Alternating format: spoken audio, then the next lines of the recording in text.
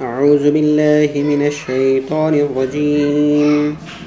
بسم الله الرحمن الرحيم. وإذ نجيناكم من آل فرعون يسومونكم سوء العذاب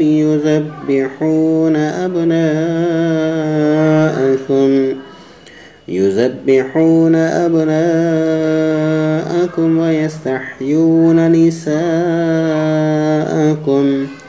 وفي ذلكم بلاء من ربكم عظيم.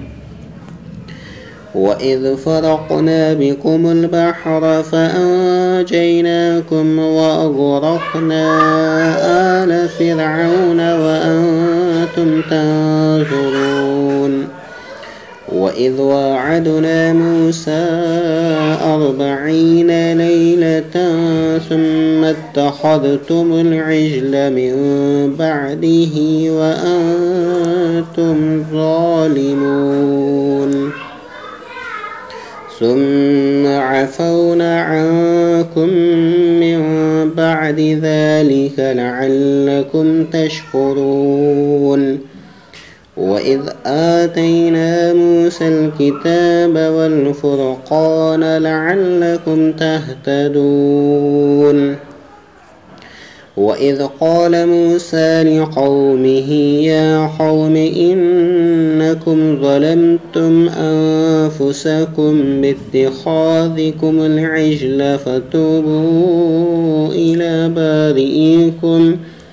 إلى بارئكم فاقتلوا أنفسكم ذلكم خير لكم عند بارئكم فتاب عليكم إنه هو التواب الرحيم.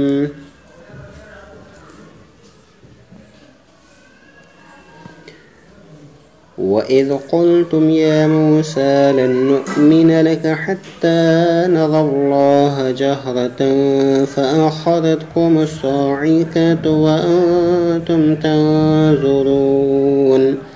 ثم بعثناكم من بعد موتكم لعلكم تشكرون.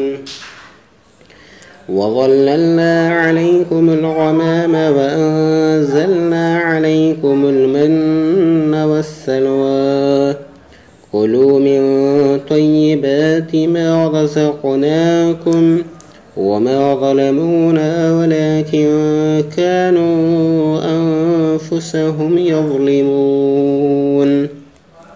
صدق الله العظيم.